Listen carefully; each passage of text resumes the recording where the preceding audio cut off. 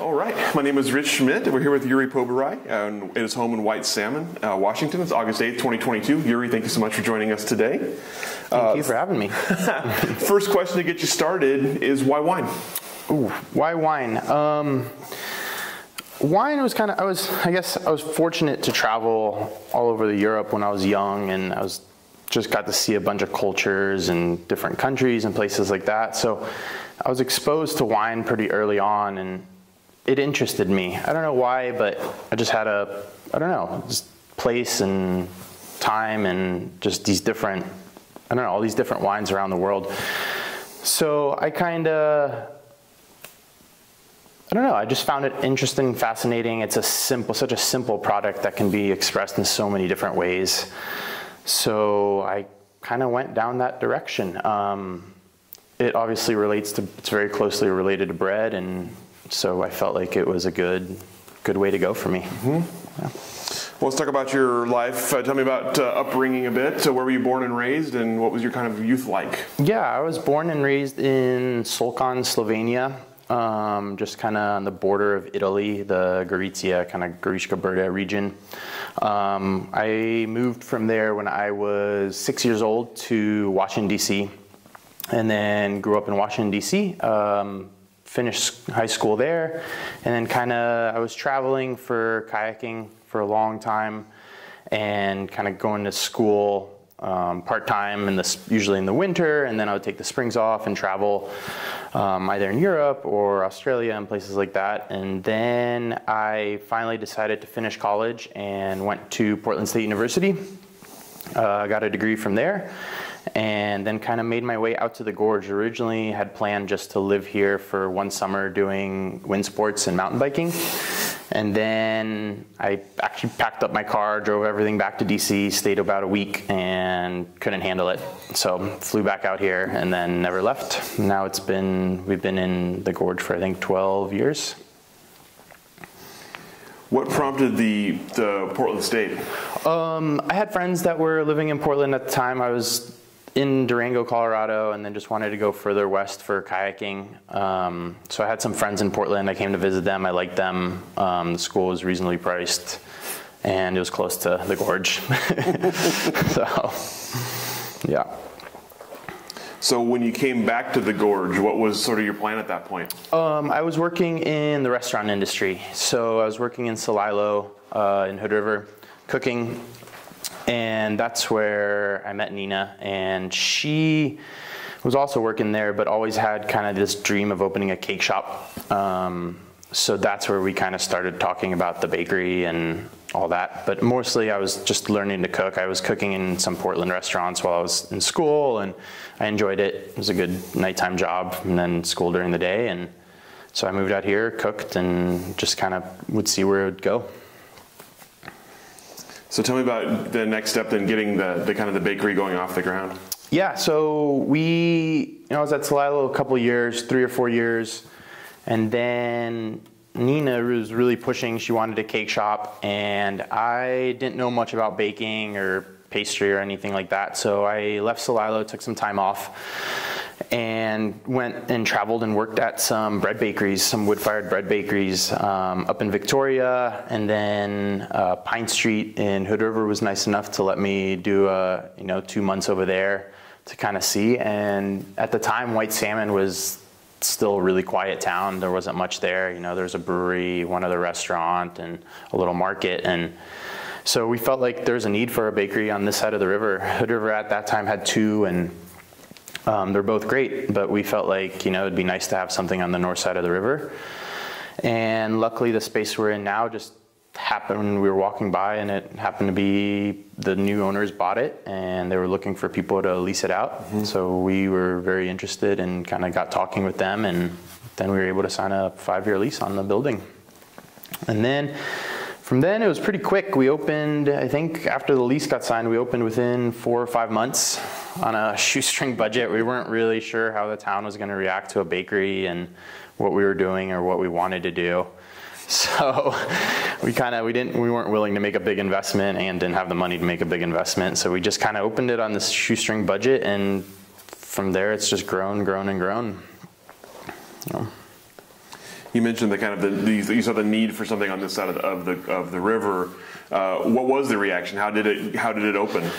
It opened really well. It was, you definitely had those locals who were like, good luck, we'll see how long it lasts. But I think the town was started changing really rapidly, and more money was coming into the town, and people were moving out from big cities who had expectations to have good food and good baked items. So it did really well. It's been a really kind of gradual growth, and it's still growing, and it's been, we've been so lucky that we've never really had a bad day and been able to kind of keep it moving. How has white salmon grown in the time you've been here? Oof. White salmon has changed quite a bit since we've been here. Just in the last, I would say 5-6 years, white salmon has dramatically changed. It's where it used to be kind of a quiet little town. You'd go out at 7 o'clock and there was maybe 5 or 6 cars on the main road. Now it's hard to find a parking spot. But it's, change is not always bad, and it's been nice to get different folks into town, and hopefully that brings more restaurants and more businesses, and it obviously helps our business, and it's change. It's good. So, yeah. So you mentioned wine being something that had intrigued you. At what point does wine kind of come back into the picture for you? I had always been interested in, originally when I moved to Portland, I was trying to get a brewing job at a brewery. I think I dropped off 30 resumes in Portland at breweries and didn't get a single callback. So at that point, I didn't really know what to do. I kept bugging one brewery that I lived near, but they never hired me. So I got a restaurant job. And then I was really kind of exposed to wine when I moved out here to get to work at Celilo. She has a great, Oregon and Washington wine program there. And so I kind of started being interested in it, started to get to taste more. And then I was lucky enough to meet Nate Reddy and Brian McClintock, and they kind of opened the doors for me to really get to try some fascinating wines and kind of really dive deep into European producers and things like that. So for me, I always wanted, when we were looking for this property, we always wanted land. We kind of were trying to figure out what we were going to do next while I was cooking, and I knew the bakery was a great next step, but it wasn't kind of my final step. So we luckily stumbled upon this 10-acre property where we can plant vines and have a cellar and do everything. So that's how it kind of that's how it kind of made it happen into what it is right now, and hopefully keep it growing and going that way. And then I was lucky enough in 2018, I made some wine up at Hayu. He let me do a little bit there. And then 2019, I got to go work harvest over in Europe. So that's when it really kind of, sunk in that that's what I want to do and I want to learn about, and I guess proceed with for my life. So before we talk about the production experience, I'm curious, you mentioned you found Nate and Brian, and they kind of introduced you to wine. Tell me about your kind of personal wine education in terms of sort of discovering wines, discovering regions. How did it go for you? Yeah, I mean, since being born on the border of Italy and Slovenia, it's this kind of, it's a very renowned wine region, but it's pretty specialized. Where kind of orange wines originated, and well, not originated, but where they got popular, I guess. And so for me, it was trying to bring it back to there. There's not too many people in the US kind of focusing on Italian wines, at least on the West Coast. There's a couple restaurants. So I wanted to know if I was going to try to make wine from that region, or at least use grapes that are from that region. I wanted to be able to be familiar with it and be able to express what I see over there and somewhat over here. So that's what kind of motivated me to lean towards that Italian, Slovenian wine. So tell me about production. Tell me about your initial production experience. Oh, my initial production experience. Yeah, I got some my first year I got a little bit of Dolcetto and from a nice vineyard in Hood River, and I was able to, with Nate's guidance, he kind of helped me every step of the way and made a couple, 60 cases or so of it. And then I just kind of studied. I read books. I did was that master Court of Sommeliers. I started down that road thinking maybe that's how I wanted to go, but then realized it wasn't for me. And then looked into the WSET, but never really went down that road with the bakery being so busy. I never had too much time to study and things like that. So then 2019, I was finally able to get away and do a month over in Europe. And that's where I really learned a lot. Got to, 12-hour days, 7 days a week. You learn take notes and learn as much as you can. And that's what kind of influenced me in the wines that I want to make. So what was that experience like for you? What did you learn? Oh, it was great. I got to work at Grosvenor, and everything from we would get up at 6 in the morning, go pick for 6 hours, 7 hours, have lunch, and then go back to picking, hopefully finish picking for that day, go press all in the same day. So everything was done the same day, and or go macerate the wine, whatever we did. And then, days we weren't picking, we were bottling. So it was just a whole array of things. And I was kind of introduced into that, I guess, natural wine, where we didn't do too much with lab testing or any of that stuff. It was all just kind of by taste. We would taste grapes when they came in, when they were fermenting, and at every step of the way. And then that's when we would kind of decide what was ready to bottle and what wasn't. So it was definitely it was different. I've gotten, or at least meet other people here that are very focused on one way of making wine, and then I went to the extreme of kind of full hands-off making wine, which I think was good for me. I'm not trained in, I don't have a degree in viticulture or any of that, so it's just kind of, I feel lucky that I can approach things with an open mind and not have any expectations or any things that are set in stone that I need to follow, and so just kind of experiment and see what happens up to a certain level.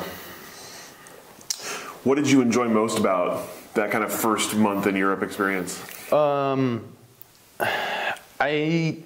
Harvest was a lot of work, but it was just bringing this single cultivar in and just, getting to taste all the different wines and just getting to taste from each vintage how different it is in barrel from year to year. I was lucky to taste back from wines from 1983 in bottle to stuff that's still in barrel from 2000, 2008, 2009 that are still in big casks.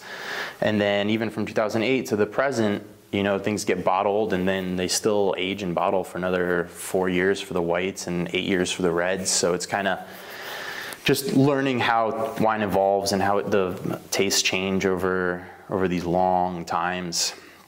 I really appreciated, I learned that wine needs to be held back, needs to be aged properly, and that really kind of solidified for me, how I wanted to do things, how I was going to hold on to wine and kind of let it mellow out. I don't have any current releases or anything like that, and the stuff I have won't be released for another year or so, and it just that's what I really gained a respect for, is being able to age stuff properly and hold on to it as long as you can, and yeah. So when you came back from that experience, what were you kind of envisioning? What was your next step? What were you going to do when you got back? Or what did you do when you got back? The first step was kind of clearing the property. I knew I wanted vines at least planted. We had, a couple of clear acres on the south facing Mount Hood, and I knew I wanted to get those planted. So that was the first thing we did, was try to get vines in the ground. Unfortunately, we didn't have much water the first year, so a lot of stuff struggled. Then the second year we replanted and we got that heat wave, and that killed most of my stuff. So it's just been a kind of a little battle of trying to get the vineyard planted, while also making very small quantities of wine to kind of eventually release. And then I was lucky enough, we were able to get this cellar built, tiny little thing, but it's underground and it holds temperature fairly well. And so that was kind of the big next step, was just let's find a place where we can age it and have somewhere that's temperature controlled without really, having to do too much electrical work and all that. So we got this built, and this got finished last August. And now we're kind of starting to focus on production side stuff, trying to get, if we can do 10 to 15 tons of grapes this year would be great. What did you plant and why did you choose it? We planted Nebbiolo, Ribolla Gialla, Frulano, and then there's some mixed stuff in there. I know I have some Teraldigo, some Pignolo, some Malvasia kind of randomly in there. I planted it just to see how it would do. The quantity, I mean, it's such a small vineyard that it's really not huge quantities, but I was interested in bringing those grapes. I get to taste, like Mathiassen's Ribolla out of the Vare vineyard, and just, it's a fun, different expression of what that grape can do. So I'm interested to see how it'll do up here. So that's what we focus primarily on. We have a little bit of Nebbiolo because my partner, she loves Nebbiolo. So we'll have about an acre block of that. And yeah, those are kind of that's what we plant in. Yeah, just to kind of bring, a little bit of Europe back over here. Mm-hmm. There's a lot of Pinot and a lot of Chard already, and I don't know, I don't need more of that, so love to try different stuff. So in the meantime, as you're planting the vineyard and developing your own source, you mentioned finding grapes elsewhere. Where have you found stuff that excites you? Yeah, this year, I was lucky enough to work with Steven at Enolema. He gave me a couple tons of Godello last year and the year before. And then this year we're doing some Sangiovese from 3 Mile Vineyard, the Dalles. And then we get Pinot from East Side Vineyard in Hood River. And then we're looking into a new vineyard up in Yakima, which is a biodynamically farmed vineyard, for possibly Sangiovese. And hoping for some Nebbiolo from him. But I'm kind of looking for smaller, interesting vineyards that are, either farming organically. If dry farming, that would be even better. Of Italian varietals, primarily. I guess I'm making Pinot and Godello right now,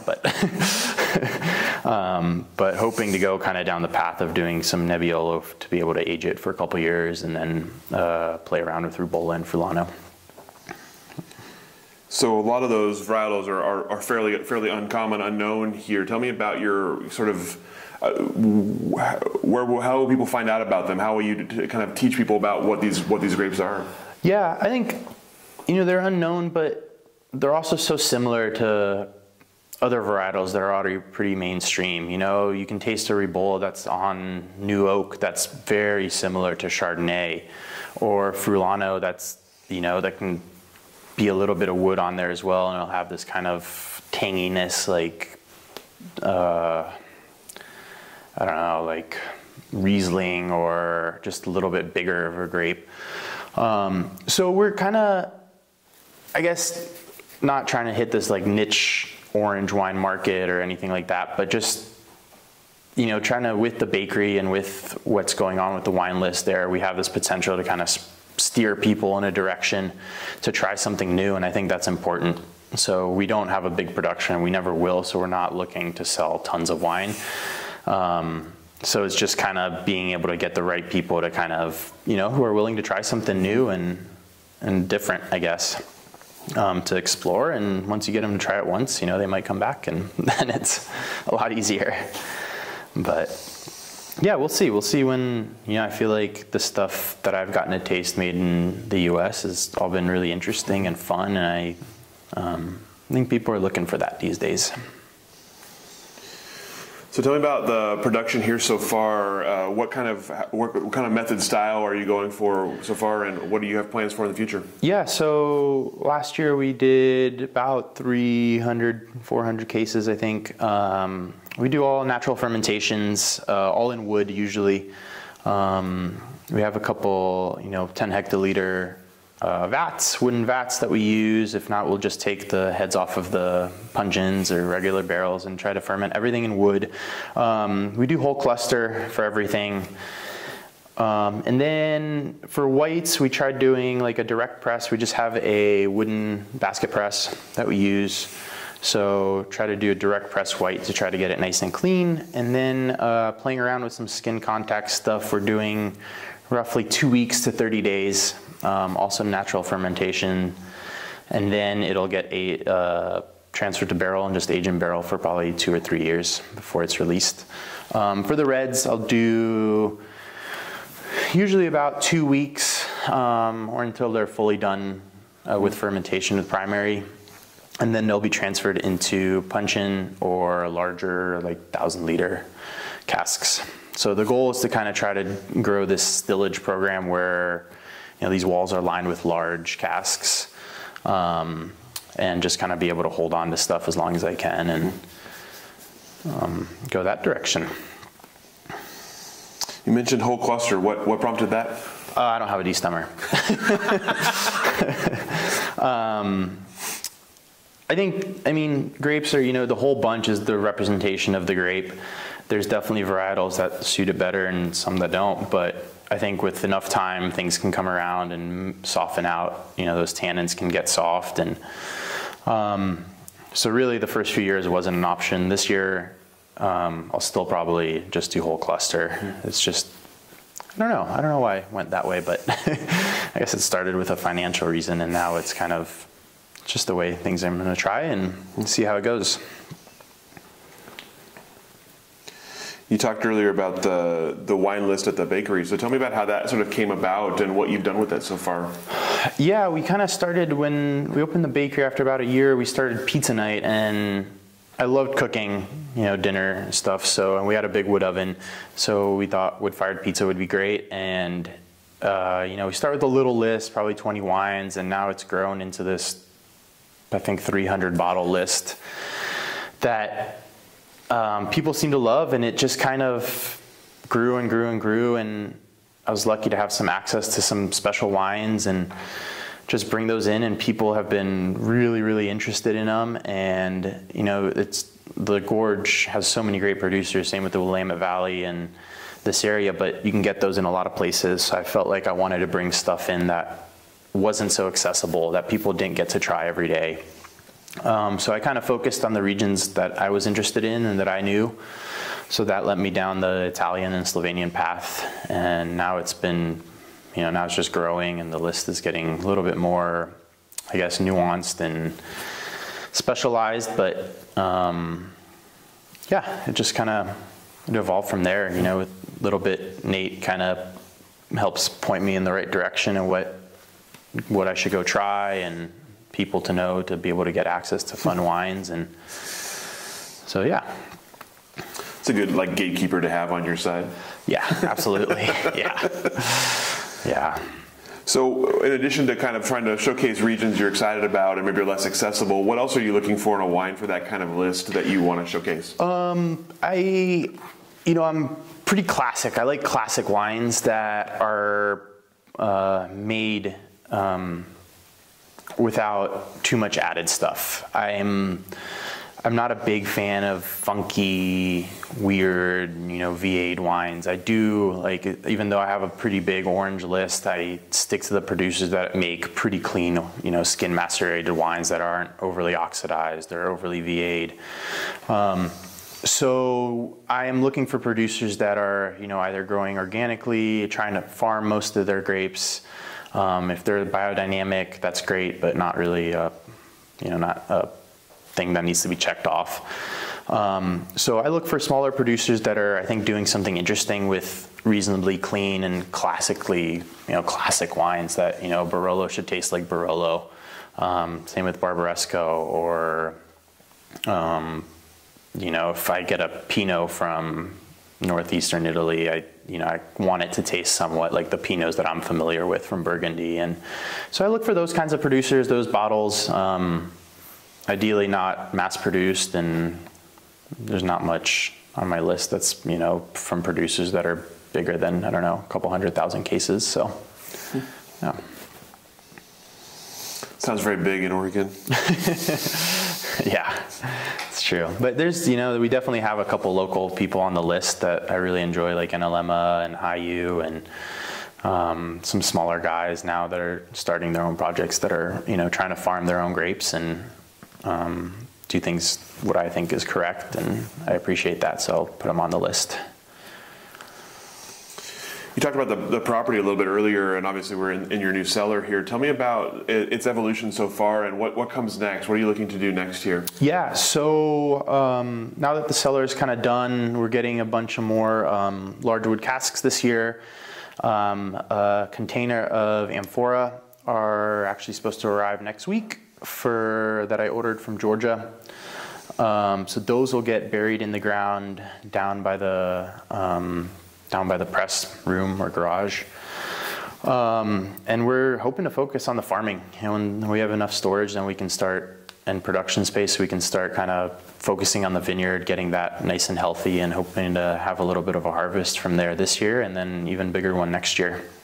So that's kind of where our next step is, really put some time in the vineyard and try to get that healthy and growing good grapes. How big is the vineyard now? The vineyard's going to be, right now it's planted about 1.5 acres. By the end it'll be about 4 acres. And you talked about kind of, you work with various farming practices. So with your own vineyard, how are you farming it? Right now it's been farmed organically, and that's how it's going to be farmed. I'm pretty minimal. I don't till, I barely mow. I mow just so I can work on the irrigation when it breaks.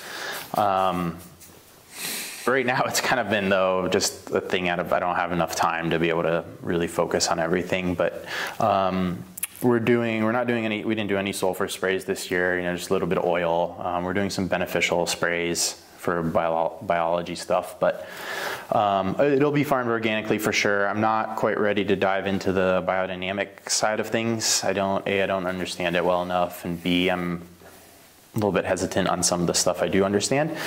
But we do spray compost teas and that kind of stuff to help the soil.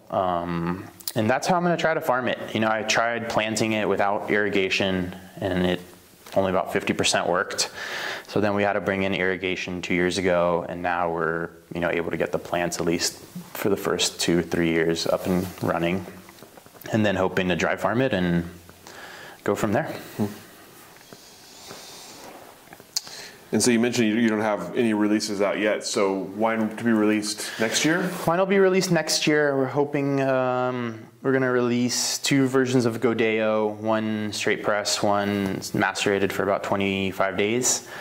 Then we're going to release probably a little bit of Nebbiolo and a little bit of Pinot. So we're planning to do kind of a big spring release, get the website up and finished, and just kind of release all 4 or 5 wines at once in the spring, to try to just get it going and see how it goes from there, see how people, if they enjoy it or not, and yeah. And I probably should ask what the brand name is. It's Poberai Wines. Okay. Yep. So I want to back up for a second and talk about 2020 a little bit, and your kind of experience there as owning a restaurant, also trying to get a vineyard going. What were kind of the biggest challenges of the year for you, and what were the kind of the adjustments and decisions you had to make? Yeah, we I guess in terms of the bakery, we shut it down for 2 months, and we just we kind of adapted, and just Nina and I would go in and bake, and we'd put everything outside, and it was self-serve. So we do that 3 days a week. We just go in, put it on the patio, and people would come and pay with cash or Venmo, and that's it. And that lasted for about 2 months, and it worked out really well. We were selling out every day, and people were super excited to still be able to get bread and pastries. And then I think I can't remember, maybe August, we opened back up to just doing counter service outside the front door. So people would just order at the door. We still weren't doing coffee drinks and that kind of stuff, but a little bit more inside, brought most of the staff back, picked up wholesale accounts again.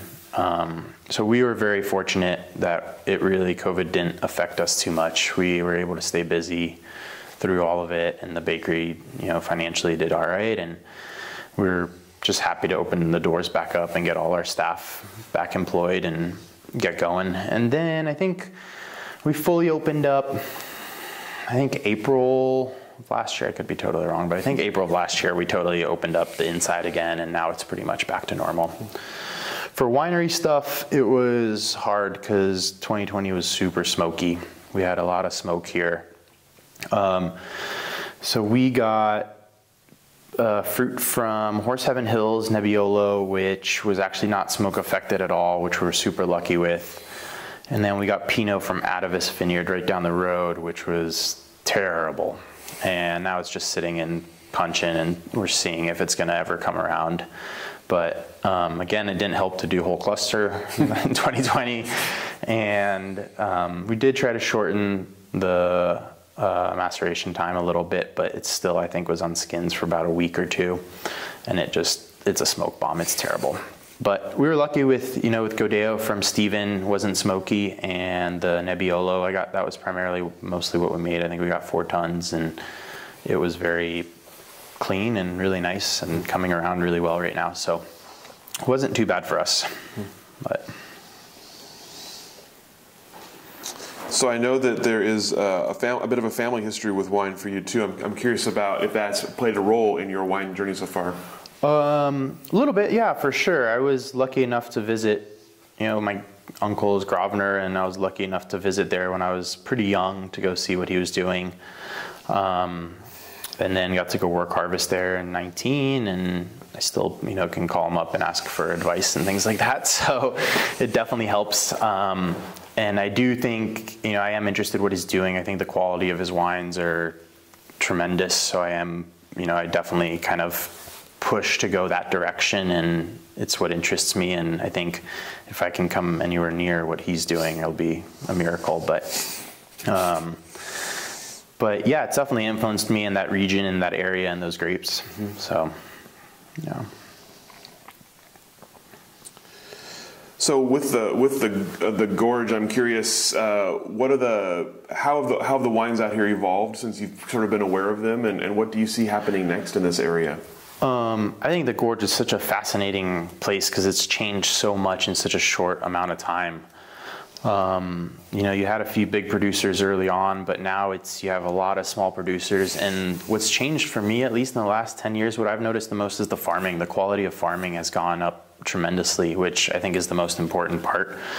You have people who have been viticulturists their whole lives and are moving here to try to get vineyards and, kind of resurrect them. I think this area is realizing that farming organically has value, and it's important for our water drainages and all that. So that's what I'm really impressed with, is how much, how good the quality is getting around here.